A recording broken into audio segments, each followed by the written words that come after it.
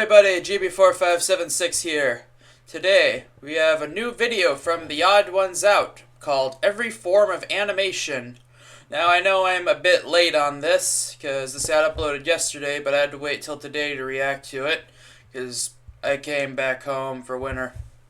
As you can see by my background and the Sonic poster back there. Yeah, there. But let's get into this for every form of animation. Since as some of you should know, I am an animation student. So let's learn about every form of animation. Let's get into this, shall we? 3, 2, 1, go. This brick is alive. Not convinced? No. Well, what if I did this? I'm gonna do a backflip! That's gonna look so cool, Brickathy! What are you boys doing? Brickathy's gonna do a backflip, Grandma! Oh, you killed Grandma.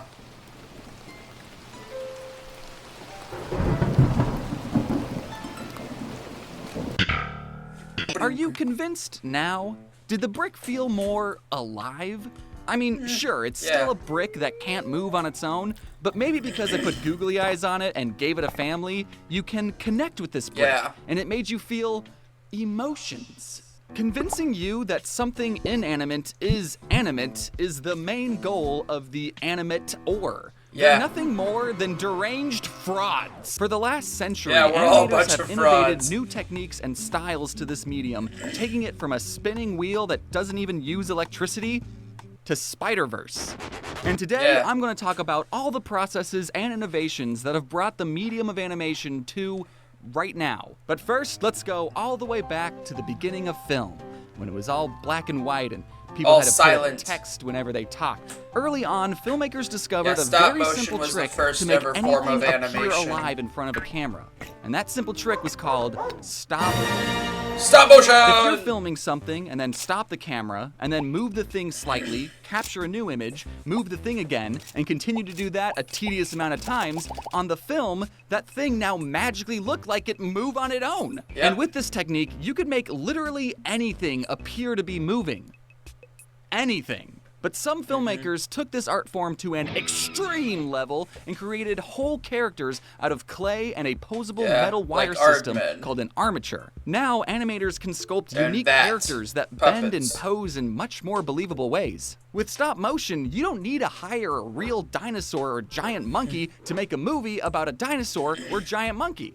I'm sorry you didn't get the job, Phil. Oh, poor Phil.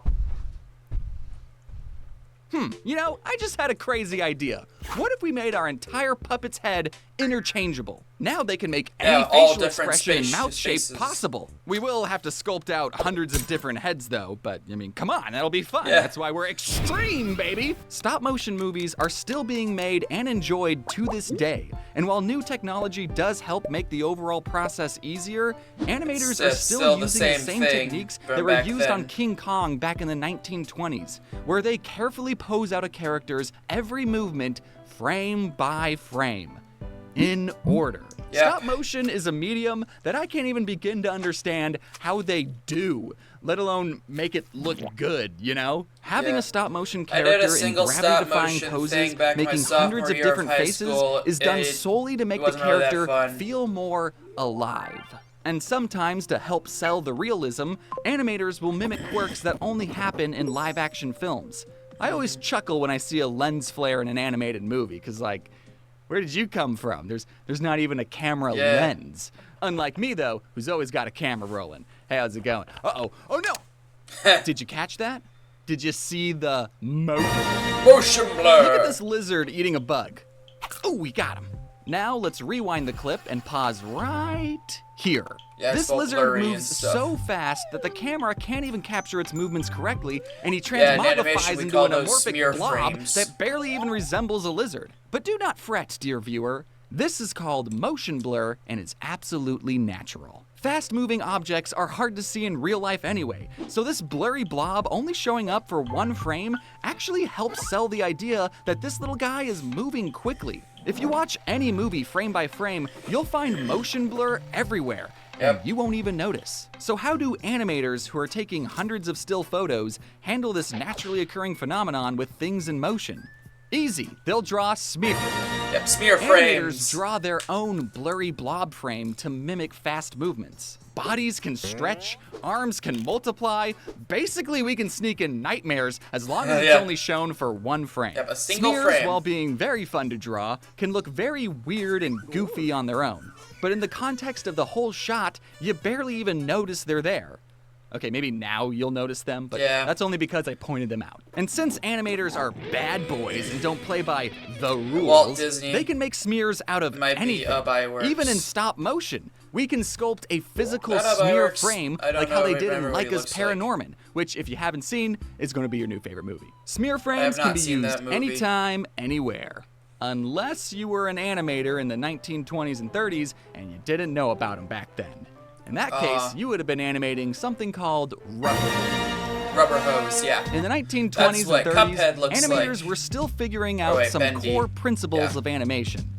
Turns out there's 12 of them. Smear frames were used sparingly during this time, with animators usually only drawing characters with multiple limbs to show fast movements. The stretchy, wacky, and spiritually ascending smears that you all know and love weren't really used until the 1940s. top right one, that's epic. Rubber hose characters have noodly, almost hose-like limbs that bend in all sorts of anatomically defying ways. Look at Mickey Mouse's noodle arms that I can now legally show you. The reason characters look like this is because drawing noodle arms and not worrying about anatomy is easier to draw. But like, just because something has noodle arms doesn't mean it's bad, you guys. I know. What these animators were able to accomplish with the technology, if you could even call it that, is nothing short of dark magic. And the very same studio that made Steamboat Willie wanted to push the envelope and show the world that animation could be more. It doesn't just have to be noodly characters with Pac-Man eyes. They were going to animate a realistic woman with proportional arms that don't move in weird, exaggerated ways. And oh god, her noodle arms are moving in weird, exaggerated ways. In 1934, Disney released a short called The Goddess of Spring, being their first attempt at animating a character with what was supposed to have real human anatomy. They still had a lot to learn, obviously. Now, animating a quote-unquote anatomically correct human is actually a much harder task than you might realize. And that's because of the uncanny valley. Yeah, uncanny. It's when something As characters get more and more human characteristics, we hit an interesting point right here when something looks almost like a human, but is just a little off. Our pattern recognition brains start setting off alarm bells and go, ugh, something is definitely wrong with that almost human. I am entering You'll find that a lot right in the so if you're trying to PS3, make something look PS2 as generation close to a of human video as games. possible, but are just a tiny bit off, everything crumbles. The Goddess of Spring was still good practice for Disney because only 3 years later, they released the world's first fully animated feature film, Snow White. That's not actually true. Can you really true. blame Disney for going 6 times over budget to make this movie? I mean, just look at how these human characters... Okay, I'm gonna pause this right here. Snow White and the Seven Dwarfs was not the first feature-length animated film. It was the first American one, but I think the first one using like cells and 2D drawings, but there were stop-motion films like way before it. Like there was one in 1915 made that was using stop-motion, made by a guy from Argentina that is unfortunately lost to time. And the oldest surviving one we have is called The Adventures of Prince Ahmed, which is an adaptation of a story from 1001 Nights. And it was made like 1926. At least that's when it was released. So yeah, I just wanted to correct him on that. Characters are moving. 10 years before Snow White, animated humans looked like this. So going from this to this in only 10 years? Technology's awesome. I can't get over how real these human characters look sometimes. Almost too real. Well, I think you're old enough to learn about the dangers of rotoscoping. Yep, rotoscoping! Rotoscoping is the process of taking real-life footage and then manually tracing over every frame, resulting in an animation with unreal levels of realism. And I say unreal derogatorily. You're basically slapping a cartoon filter over live-action footage, But instead of simply slapping, you're spending multiple hours doing mindless and tedious drawing. Yeah. Rotoscoping is not the same as filming a human actor and then later referencing that footage, like what Disney did for Sleeping Beauty or Alice in Wonderland or any movie ever, because animators use references all the time. Yep, we all had do figured this. out how to rotoscope other people long before Snow In the White. 1920s. So of course Disney, who was trying to convey real human movement, rotoscoped some shots. The problem with rotoscoping is that we start to sneak our way back to the bottom of the uncanny valley. Yeah, uncanny. Animated characters often do and should break the laws of physics. They can squash and stretch into weird proportions and be drawn in unique and interesting poses. There's some And nice look, animation Snow in White this is video. still a masterpiece of a movie. The rotoscoping is fine, you barely notice it. It's good, it's a good movie, and it made Disney a lot of money. Also, how did Walt animate these shots of things reflecting in the water in 1937? That's the What, thing, they Walt put didn't special animate glass this. over paintings to make it look distorted or something? Probably. Who would be crazy enough to do that? If you made a whole movie entirely rotoscoped, what you end up with is Ralph Bakshi's The Lord of the Rings. Notice anything off about these characters' movements? Look at how Gandalf moved just a year ago in The Hobbit. Now, Lord of the Rings, It's Hobbit. like moving all the time like this. Lord of the Rings.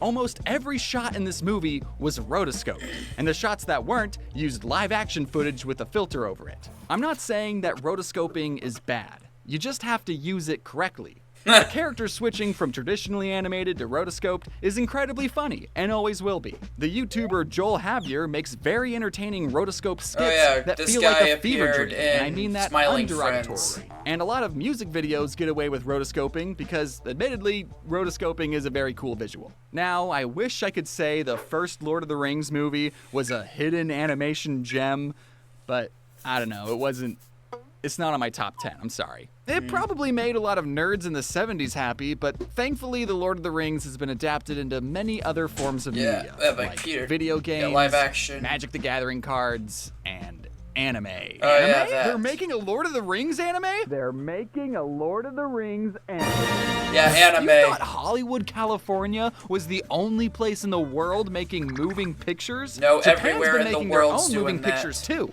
and some of them are moving drawings. There are entire college courses on the history of anime, but you're not paying me tuition, so we're gonna have to skip Yeah. over a couple things. A lot of early anime is now lost media Yeah, because that's cinemas didn't unfortunate. preserve film back then, and an earthquake destroyed many studios in 1923. Some Japanese animators created shorts out of paper cutouts because buying thousands of celluloid sheets was too expensive, and they had some very unique character designs. And some Japanese animators took inspiration from Disney and made shorts that looked very similar to America's rubber hose characters. that looks Then by the pretty similar. 1940s, some World War II major happened. world events happened that got most of the world involved, and both American and Japanese animation studios were Propaganda! But after all that, in 1948, Fun one studio Actually, this is a pretty fun fact. A lot of Japanese animated propaganda films like to portray Americans as Popeye and Bluto.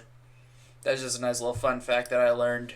called Japan Animated Films, later bought out by Toei Animation, Yeah, Toei. set out to be the Disney of the East. And they made cartoons about magical schoolgirls, and are still in business to this day and made some other less popular shows. One Yeah. animator who quit working at Toei created his own company and made Yes, an anime yes, based off his that- comic oh, about yeah. a robot boy. Yeah, Hey, I kind of like that art Tezuka. style of drawing humans with big expressive eyes. Let's do more of that. That same year, another studio made an anime about humans controlling giant robots. I wonder if that's going to inspire a whole new genre. And yeah, this I guy wonder. was commissioned by American studios to make stop-motion Christmas movies like Rudolph the Red-Nosed Reindeer. Yep. That's Meaning technically Rudolph an anime. is anime. Technically. Nani? By the 1960s, Japanese shows started airing on televisions all across the globe, and they continued to make unique and interesting stories with Yeah, the first anime that was ever dubbed into English for American audiences was Astro Boy, that same robot that we saw earlier. amazing animations that were beloved by billions of people and grew into extremely profitable franchises.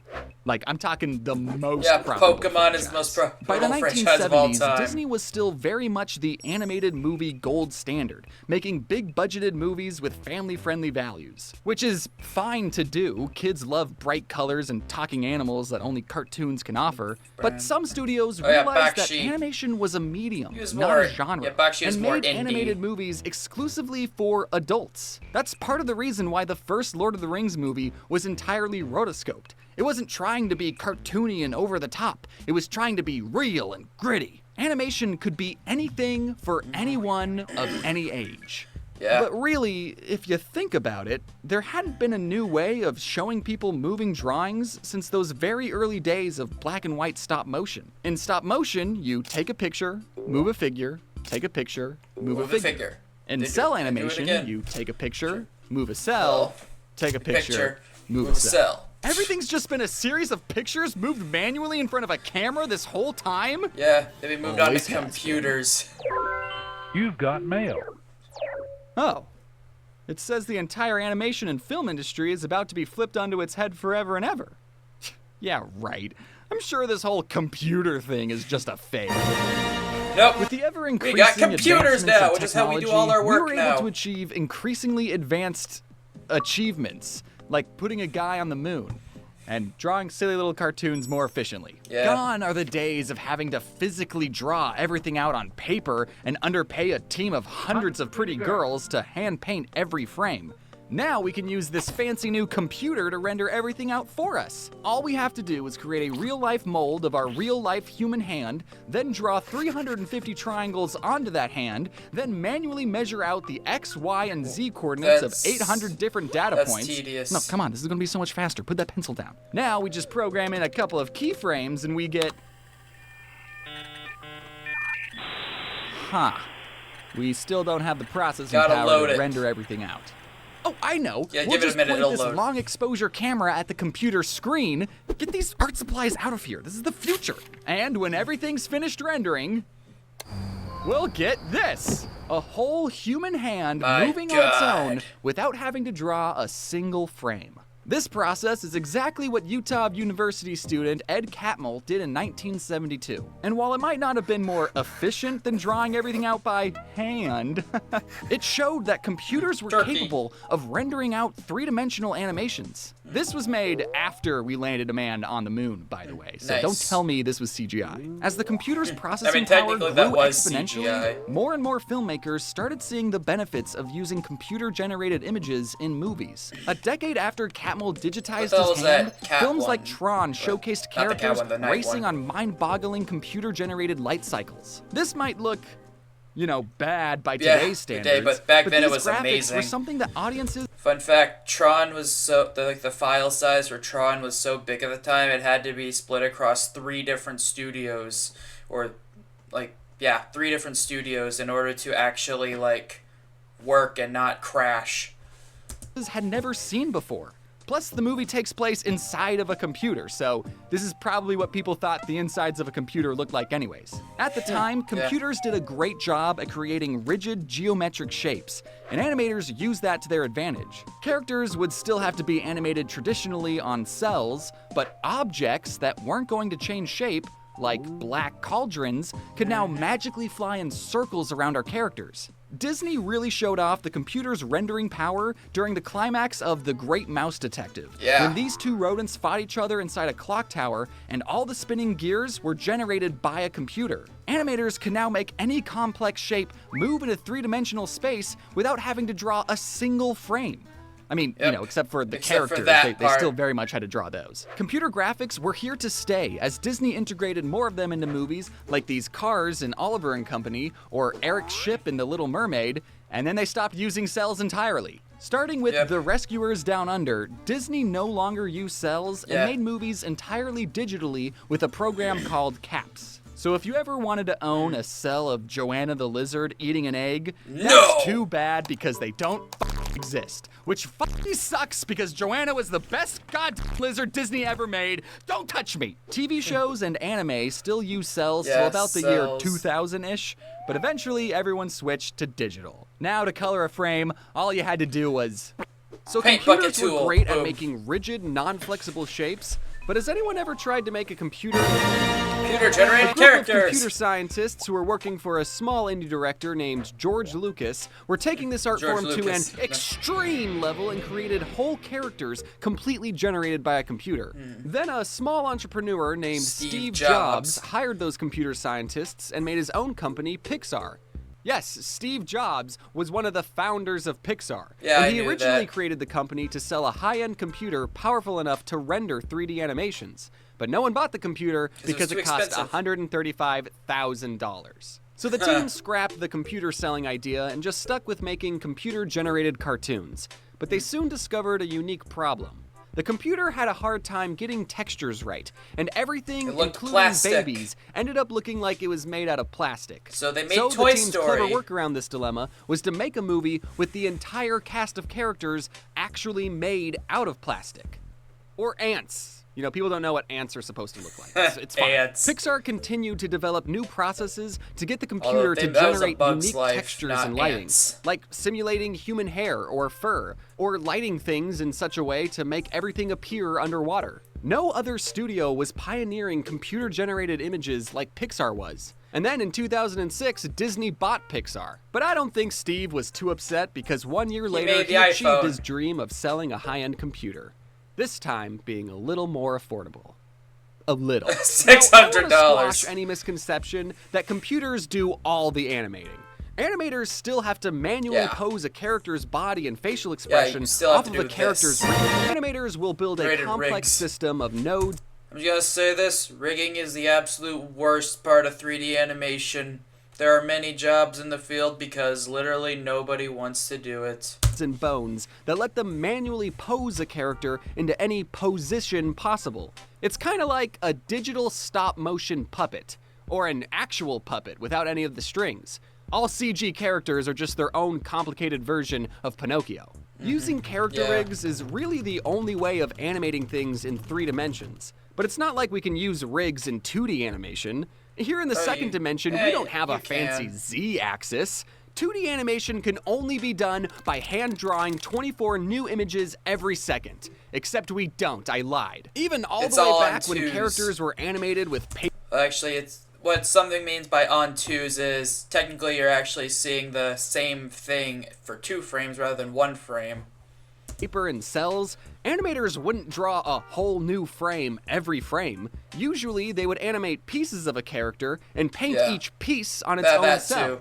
You remember Robin, they only drew 1 body and 5 different heads. But because cells are a physical object that get harder to handle the more you have, animators could only break a character up into 2 or 3 different pieces. But now, thanks to the computer, we can break up a character into as many pieces as we'd like 4. Or 5, or 173. Have you ever played around with the free and revolutionary animation software Pivot Stick Figure Animator? If you're the type of person that says, "Oh, I suck at drawing, I can't even draw stick figures," then you're gonna love this program. On Pivot, you're given a pre-made stick figure or horse that have these joints that can be posed however you like. Each of these stick figures' limbs are just individual pieces that are connected in such a way that make it look like a stick figure. So to make these animations, we're not really drawing anything, we're just manually posing out a character like a digital puppeteer. I wasn't saying you can make a rig out of 173 pieces just to be funny, because that's how many pieces I'm made out of. That's right, me! Even I'm a rig! And can I tell you a secret? Most TV shows use rigs too. Of course, hand-drawn traditional animation is still used to make these shows. It's not a lost art form or anything. But rigs are super useful at making still pretty high-quality levels of animation, but at a much cheaper cost. And as we all know, TV animation has to create more animation per budget. But maybe rig animation still isn't as cost-effective as you'd like. And maybe you're not a fan of the complicated puppet look and you want something that looks more human. Well, there's one more animation process we can try called motion.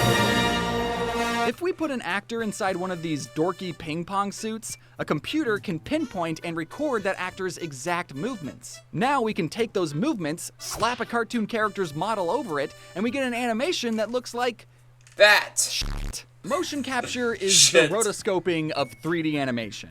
It cuts costs, but the results are too human, and we're back at the bottom of the uncanny valley. That's why the kids from the Polar Express look so nightmarish, because they are following the exact movements of Tom Hanks. Yes, Tom Hanks, the adult man, did some motion capture for the small, nameless hero boy from the Polar Express. There's probably a reason we haven't made a fully motion capture cartoon in over 10 years, because it looks weird. But I mean, that didn't stop one of these movies from winning an Oscar in animation. And before you ask, no, it wasn't Monster House or Tintin. Happy Feet. It was Mars Needs Moms, duh. Just like rotoscoping, motion capture can be used correctly. Computer-generated characters acting side by side real human actors look decent. It's not that jarring that these creatures who exist in a live-action world are moving just like live-action people. And let's not forget all the VTubers who use motion capture technology to bring their jiggly assets to life. No matter what method someone uses to try and convince you that something else is alive, I think is incredibly cool. And I hope you think it's cool too. But maybe you don't think it's cool, and you don't care about animation, and you just put this video on in the background while you were cleaning. That's totally fine. I do that all the time. I just like learning about how all of my favorite animated pieces of media get created, because it's not always the same process. And I think it's great that new technology is allowing anyone to express themselves in whatever way possible. A person expressing themselves. Those are the three key words here. Yeah, From the AI. big studios that are just now pioneering new and interesting styles with digital animation, to the indie studios that have access to incredible technology, which allow anyone working from their bedrooms in their pajamas to create some truly masterpieces of animation. So, if you're the type of person that likes to trick people into thinking that something is alive, then you deserve all the respect in the world. In fact, here are some cool people that made the animation in this video possible. Yep. Hello, shout out to all made these it to the people. end of this video. I hope you enjoyed it. These guys. I'm still trying to figure out this VTuber model, so I'm over-enunciating my words. The technology behind this is beyond my comprehension. If you're still deciding what to get for the holidays, then great news. We have mystery boxes over on my website, Mystery so you boxes. can leave the deciding up to us. Disgusting. Now, if you'll excuse me, I'm gonna go take a nap. Are you still watching? Yeah. Still 10 seconds left of the video. Oh yeah, she's coming back. Okay. So yeah, that was every form of animation. And yeah, I'd say this was definitely pretty accurate, especially since I was familiar with a lot of this other stuff from college. But yeah, animation is definitely a very popular art form, and I even used motion capture on my newest animation that I just uploaded earlier today, so if you want to go check that out, you can. Please. I want to do more than just react to stuff. I actually like animating. But, with that being said, thank you guys for watching. Please check out another video of mine, and I'll see you guys later. Bye!